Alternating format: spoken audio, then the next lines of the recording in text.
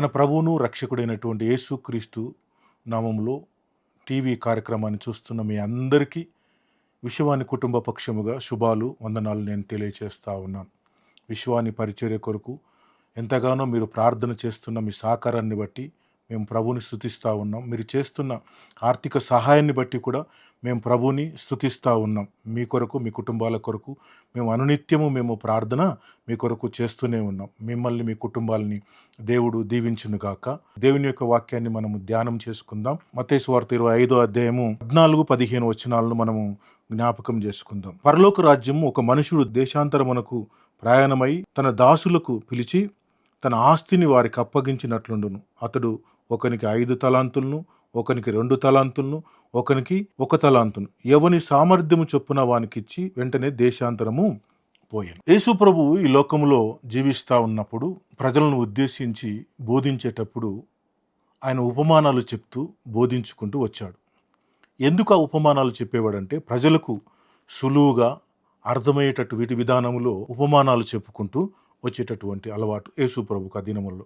ఈ ఉపమానములో ఒక యజమాని దేశాంతరం పోతూ పోతూ తన పనివారిని పిలిచి తలాంతులను అప్పగించినట్లుగా మనం గమనించగలం. యజమాని అంటే యేసు ప్రభుకు సాదృశ్యంగా ఉంది. పనివారంటే నీకు నాకు సంఘానికి సాదృశ్యంగా ఉంది. ఈ యజమాని దేశాంతరం పోతూ పోతూ ఒకనికి 5 తలాంతులు ఇచ్చాడు, ఒకనికి 2 తలాంతులు ఇచ్చాడు, ఒకనికి 1 తలాంతు ఇచ్చాడు. ఏంటి ప్రభువా, ఒకరికి 5 తలాంతులు ఇచ్చావు, ఒకటికి 2 తలాంతులు ఇచ్చావు, ఒకటికి 1 తలాంతు ఇచ్చావు అంటే అది దేవుని యొక్క నిర్ణయం. అడగడానికి మనకు అర్హత లేదు, ఎందుకంటే అది ప్రభు యొక్క నిర్ణయం.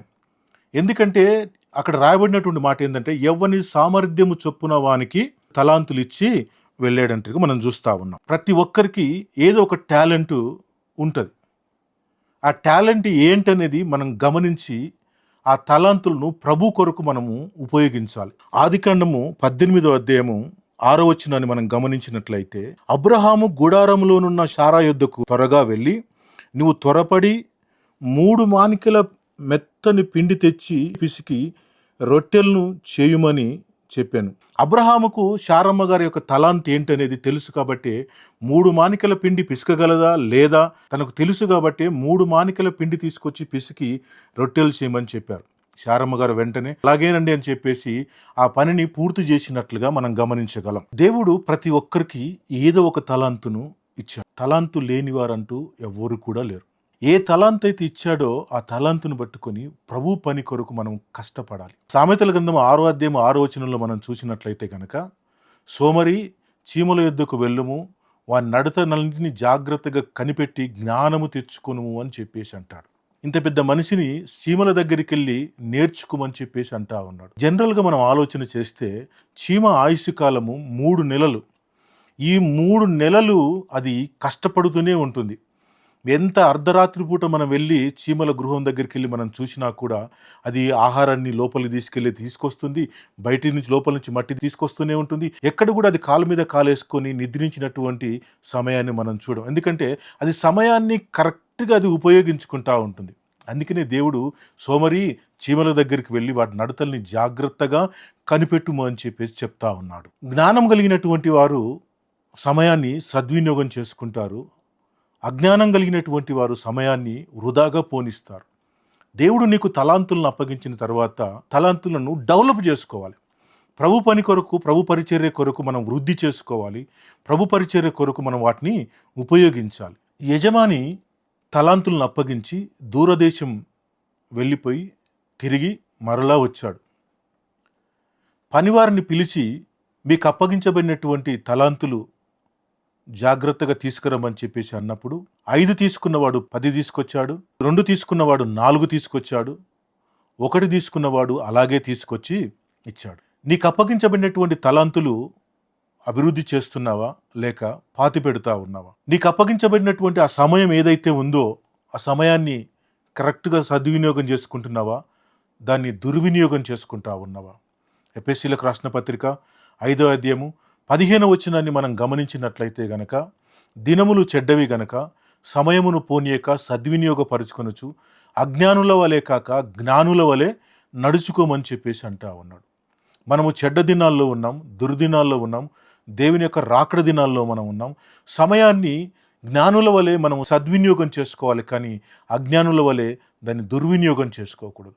దేవుని రాకడ ఇప్పుడు అప్పుడు అన్నట్లుగానే ఉంది. అందుకనే నీకు అప్పగించబడిన తలాంతులు ఏదైతే ఉందో దేవుని రాకడ సిద్ధముగా ఉన్నది. కాబట్టి ఒకవేళ 5 తలాంతులు నీకు ఇచ్చినట్లే 5ను 10 చేసి చూపించాలి. 2 తలాంతులు ఇచ్చినట్లయితే 2ను మనం 4 చేసి ప్రభుకు చూపించేటటువంటి వారమై ఉండాలి. సమయాన్ని మనము సరిగా వినియోగించుకునేటటువంటి వారమై ఉండాలి. అపోస్తుల కార్యములు 10వ అధ్యాయము 10వ వచనం. అతడు మిక్కిలి ఆకలిగొని భోజనము చేయగోరెను. ఇంటివారు సిద్ధము చేయుచుండగా అతడు పరవశుడై ఆకాశము తెరవబడుటయు 4 చెంగులు బట్టి దింపబడిన పెద్ద దుప్పటి వంటి ఒక విధమైన పాత్ర భూమి మీదికి దిగి వచ్చుటయు చూచెను. పేతురు చర్మకారుని ఇంట ఉన్నాడు.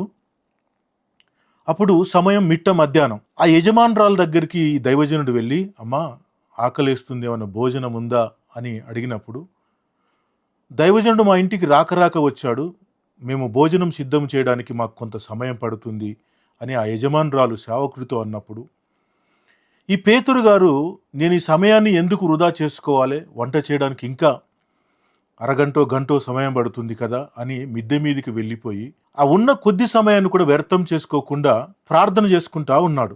ఆ సమయంలో అద్భుతమైనటువంటి దర్శనాన్ని దేవుడు పేతురుకు అనుగ్రహించాడు. ఈ రోజున నీకు ప్రార్థన చేసే తలాంతు ఉంటే సమయం పోనీయక సద్వినియోగం చేసుకుంటూ ప్రార్థన చెయ్యి. నీ కుటుంబం కొరకు ప్రార్థన చెయ్యి, నీ పిల్లల కొరకు ప్రార్థన చెయ్యి, సంఘం కొరకు ప్రార్థన చెయ్యి. భవిష్యత్తును కూర్చున్నటువంటి దర్శనము దేవుడు ఒకవేళ గనుక నీకు అనుగ్రహిస్తాడేమో. దేవుడు మరలా రాబోతా ఉన్నాడు. ప్రతిదీ కూడా లెక్క అడుగుతాడు. నీకు అప్పగించబడినటువంటి తలాంత్ ఏదైతే ఉందో, ఇంత సమయాన్ని నేను నీకు ఇచ్చాను, ఈ సమయంలో నువ్వు దాన్ని అభివృద్ధి చేశావా లేదా అని ప్రతిదీ కూడా దేవుడు లెక్క అడుగుతాడు. కీర్తనల గ్రంథము 10వ అధ్యాయము 4వ వచనాన్ని మనం గమనించినట్లయితే, దుష్టులు పొగరెక్కి యెహోవా విచారణ చేయడనుకొందురు, దేవుడు లేడని వారు ఎల్లప్పుడూ యోచించుదురు అని. దేవుడు అడిగినప్పుడు చూద్దాములే, దేవుడు లెక్క అడగడులే అని చెప్పేసి దుష్టుడు పొగరెక్కిన వాళ్ళు అనుకుంటా ఉన్నారు. కానీ దేవుడు ప్రతిదీ కూడా లెక్క అడుగుతాడు. నీకు అప్పగించబడినటువంటి తలాంతు ఏదైతే ఉందో దాన్ని ఏం చేశావు, నీకు ఇంత సమయాన్ని నేను ఇచ్చాను, ఆ సమయాన్ని సరిగా సద్వినియోగం చేసుకున్నావా లేదా అని ప్రభువు ప్రతి ఒక్కటి కూడా నిన్ను లెక్క అడగబోతా ఉన్నాడు. ఆ దినమున దేవుని ఎదుట మనము జవాబుదారిగా నిలబడవలసినటువంటి వారమై ఉన్నాము. నీకు ప్రార్థన చేసే తలాంతు ఉన్నదా? దానియేలు వలె అందరి కొరకు ప్రార్థన చేయి. నీకు ఆరాధన చేసే తలాంతు ఉన్నదా? దావీదు వలె నీ దినమునకు 7 మార్లు దేవుణ్ణి ఆరాధించేటటువంటి అనుభవం కలిగినటువంటి దావీదు వలె ఆరాధన చేయి. పరిచర్య చేసేటటువంటి అలవాటు ఉన్నదా? చక్కగా సంఘాల్లో పరిచర్యం జరిగించండి. మీకు చేయుతనిచ్చేటటువంటి తలాంతు ఉన్నదా? పరిచర్యల కొరకై సహకరించండి. పరిచర్య అభివృద్ధి కొరకై మీ గుప్పిలు విప్పండి. దేవుడు మిమ్మల్ని, మీ కుటుంబాలను ఉన్నతంగా దీవిస్తాడు. నిర్గమకాండము 3వ అధ్యాయము 10-11 వచనాలను మనము గమనించినట్లయితే, కాగా రమ్ము, నిన్ను ఫరో యొద్దకు పంపేదను, ఇశ్రాయేలీయుడైన నా ప్రజలను నీవు ఐగుప్తుల నుండి తోడుకొని పోవలనని. అందుకు మోషే, నేను ఫరో యొద్దకు వెలుటకు ఇశ్రాయేలీయులను ఐగుప్తుల నుండి తోడుకొని పోవుటకు ఎంతటి వాడనని దేవునితో అనగా, ఇక్కడ దేవుడు మోషే యొక్క తలాంతు ఏంటి అనేది గమనించి మోషేను ఐగుప్తుకు పంపిస్తా ఉన్నాడు. ప్రజలు ఇనుప కొలిమిలో కాల్చబడినట్టుగా కాల్చబడుతూ ఉన్నారు, కఠిన బానిసత్వంలో ఉన్నారు. ఆ ప్రజల్ని అక్కడి నుంచి తీసుకురావడానికి అంతటి సామర్థ్యము ఎవరికుందని ప్రభు చూసినప్పుడు మోషేను దేవుడు ఏర్పాటు చేసుకున్నాడు. మోషే యొక్క సామర్థ్యం ఏంటో తెలుసు దేవునికి. ఈ రోజున నీ సామర్థ్యం ఏంటో కూడా ప్రభుకు తెలుసు. నీ తలాంత్ ఏంటి అనేది కూడా ప్రభుకు తెలుసు. అందుకే దేవుడు నిన్ను అడుగుతా ఉన్నాడు. ఈ పరిచర్యల పక్షమై ప్రార్థన చేయమని చెప్పేసి ప్రభు కోరుతా ఉన్నాడు. ఈ పరిచర్య కొరకై మీరు చేయుతనివ్వమని చెప్పేసి ప్రభు కోరుతా ఉన్నాడు. ప్రియులారా, గమనించండి. యజమాని ఒకనికి 1 తలాంతు ఇస్తే దాన్ని తీసుకుని వెళ్ళి భూమిలో పాతి పెట్టాడు. ఈ యజమాని వచ్చి అడిగినప్పుడు సైలెంట్గా తెచ్చిచ్చినా బాగుండేది. కానీ ఏమన్నాడో తెలుసా? మత్తయి సువార్త 25వ అధ్యాయము 24వ వచనాన్ని మనం గమనించినట్లయితే ఈ వ్యక్తి అంటాడు, అయ్యా, నువ్వు విత్తని చోట కోయువాడవని చల్లని చోట పంట కూర్చుకొని వాడవని కఠినుడవని నేను ఎరుగుదును అంటాడు. దేవుడు పరలోకమును సింహాసనము విడిచిపెట్టకూడని భాగ్యమని ఎంచుకొనక నీ కొరకు నా కొరకు దరిద్రునిగా వస్తే ఇతను అంటాడు, నీవు కఠినాత్ముడివి అని అంటా ఉన్నాడు. నిజమే, వాళ్ళు పట్టిందల్లా బంగారం అయితే గనక ఎక్కడ లేని పాటలు పాడుతారు, సంతోష గానాలతో పాటలు పాడుతూ ఉంటారు, ఆనందంతో గంతులు వేస్తూ ఉంటారు. ఈ ఒక్క తలాంతు తీసుకున్నటువంటి వాడు తీసుకొచ్చి దేవునికి అప్పగిస్తే దేవుడేమన్నాడు తెలుసా? మత్తయి సువార్త 25వ అధ్యాయం 26వ వచనంలో మనం గమనించినట్లయితే, అందుకు అతని యజమాని వారిని చూసి, సోమరివైన చెడ్డదాసుడా, నేను విత్తని చోట కోయివాడనని చల్లని చోట పంట కూర్చుకునివాడనని నువ్వు ఎరుగుదువా? అట్లయితే నా సొమ్ము సావుకారుల యొద్ద ఉంచవలసి ఉండెను, నేను వచ్చి వడ్డీతో కూడా నా సొమ్మును తీసుకొందునని చెప్పాను. దేవుడు నీకు అప్పగించినటువంటి తలాంత్ ఏదైతే ఉందో అది ప్రభు కొరకు ఉపయోగించినప్పుడు మనం దీవించబడతాం, ఆశీర్వదించబడతాం. ఒకవేళ కనుక దేవుడిచ్చిన తలాంతును కనుక నువ్వు పాతి పెడితే కనుక ఈ వ్యక్తి యొక్క పరిస్థితి ఎలాగున్నదో మన పరిస్థితులు కూడా నేటి తరంలో అలాగే ఉంటాయి. దేవుడు అన్నాడు మత్తయి సువార్త 25వ అధ్యాయం 30 వచనాన్ని మనం గమనిస్తే, మరియు పనికిమాలిన ఆ దాసుని వెలుబడి చీకటిలోనికి త్రోసివేసి అక్కడ ఏడుపును పండ్లు కొరుకుటయు ఉండెను. ఒక తలాంతు ఇచ్చినటువంటి వాని గురించి ప్రభువు మాట్లాడుతూ అంటా ఉన్నాడు, నేను ఇతనికి తలాంతునిచ్చాను, కానీ అతడు ఏం చేశాడు? దాచిపెట్టాడు. అతన్ని దాచిపెట్టకుండా సావుకారులకు ఇస్తే గనక నేను అతని దగ్గర లెక్క అడిగేదను, వాని దగ్గర నేను అడిగి తీసుకొందును అని చెప్పేసి ప్రభు మాట్లాడుతూ ఉన్నాడు. కానీ దాచిపెట్టాడు కాబట్టికనే అతడు ఏం చేశాడు? కటిక చీకటిలోనికి వెళ్ళవలసిన పరిస్థితి ఏర్పడింది. ఆ ఒక తలాంతుని తీసి 10 తలాంతులు కలిగినటువంటి వానికి దేవుడు అప్పగించాడు. ఈ దినమున నీ తలాంతు ఏదైతే ఉందో ప్రభు కొరకు సక్రమంగా క్రమముగా ఉపయోగించండి. ప్రభు మనల్ని మన కుటుంబాలను దీవిస్తాడు. నీ తలాంతు ఏదో ఈ దినమున, నీ ఆలోచన ఏదో, నీ టాలెంట్ ఏదో అది ప్రభు కొరకు ఉపయోగించు. ఒకటి, ప్రార్థన చేసే తలాంతు నీకున్నదా? చక్కగా మోకరించి ప్రార్థన చేయి. 2, నువ్వు ఒకవేళ కనుక ప్రభుని ఆరాధించే తలాంతు నీ లోపల ఉందా? చక్కగా ప్రభు కొరకు చేతులెత్తి ఆరాధన చేయి. దేవుడు నీకు ఏ తలాంతు అప్పగించాడో దాన్ని క్రమముగా మర్యాదగా జరిగించు. ఈ పరిచర్య కొరకై మీరు ప్రార్థన చేయండి. ఈ పరిచర్యల కొరకై మీరు చేయుతనివ్వండి. ఈ పరిచర్యల కొరకై మీరు గుప్పులు విప్పండి. విషయవాణి మినిస్ట్రీ కొరకు మీ అనుదిన ప్రార్థనలో నిత్యము ప్రార్థన చేయండి. మిమ్మల్ని, మీ కుటుంబాలని దేవుడు దీవించునుగాక. ప్రార్థన చేసుకుందాం. అందరూ తలలు వంచండి. మహాపరిశుద్ధుడా, జీవం కలిగిన మా యేసుక్రీస్తు ప్రభువా, మహోన్నతుడమైనటువంటి మా దేవా, నీకు వందనాలు, స్తోత్రాలు చెల్లిస్తా ఉన్నాం ప్రభువా. తండ్రి, మీరు ఈ లోకంలో ఉన్నప్పుడు తలాంతులు ఉపమానము చెప్పారు. అందులోపల ఉన్నటువంటి సారాంశాన్ని దినము మేము కొన్ని విషయాలను మేము జ్ఞాపకం చేసుకున్నాం. మాకు అప్పగించబడినటువంటి తలాంతులను ప్రభువా మేము సరిగా మీ పరిచర్య కొరకు ఉపయోగించబడినట్టుగా కృప చూపించమని ప్రార్థన చేస్తూ ఉన్నాం. తండ్రి, మాకు ఏదైతే తలాంత్ అయితే మీరు అప్పగించారో దాన్ని డెవలప్ చేసి దాని ప్రభు మీ రాకడలో మేము ముందుంచడానికి సహాయమును అనుగ్రహించమని ప్రార్థన చేస్తూ ఉన్నాం.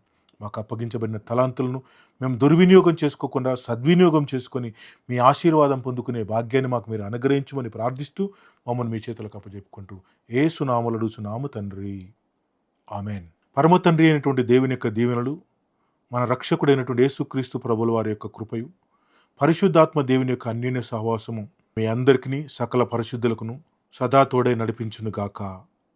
ఆమెన్.